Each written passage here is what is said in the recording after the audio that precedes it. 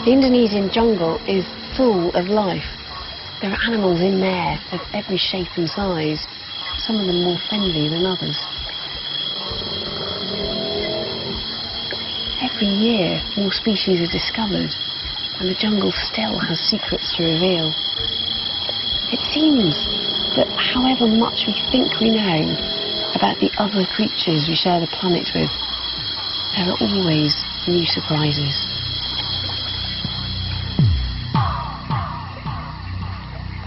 Today on Flores, local people still tell stories of strange, human-like creatures. The cave-dwelling Gogo. So I'd really like to know more about the story of Gogo. According to our ancestors, there were Gogo in our land, in our village, a long time ago, around the 15th century. Are they humans? I mean, are they like us? They had two distinctive characteristics. They were like monkeys, but also like humans. Their physical features were short, hefty, with long hair on the head and chest, and the female's breasts were big and long. If they wanted to walk, they usually threw their long breasts over their shoulders.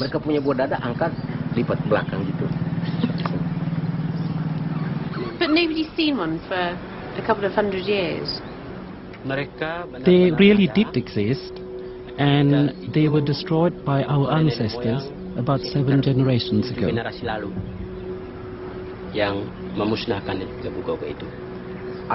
There were two reasons for their elimination. Firstly, because they stole food, and secondly, because they kidnapped our children. This sounds like the sort of spooky myths you might hear anywhere. But believe it or not, this story may actually have some truth to it.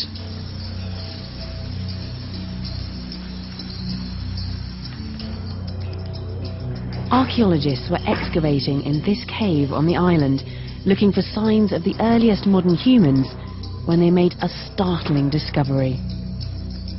At first, they thought they'd found the skeleton of a child, but when they cleaned up the bones, they realized it was actually a tiny adult, a small-bodied, small-brained creature, a type of human that nobody had ever seen before. It quickly became known as the Hobbit.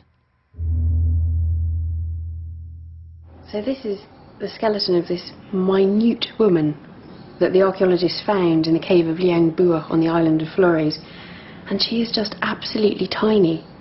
When she was standing at her full height, she would have reached to about 1 metre tall.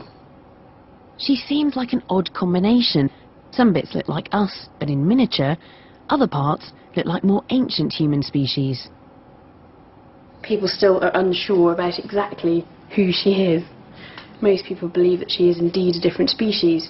So it really does make us rethink what we think about ourselves and what we think about the whole human family as well.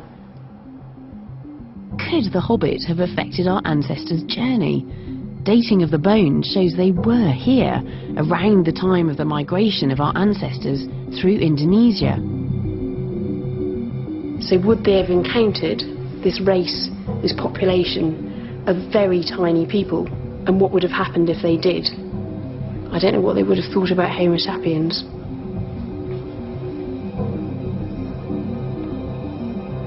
If they really were the vicious Gogo, our ancestors might have been best advised to avoid Flores.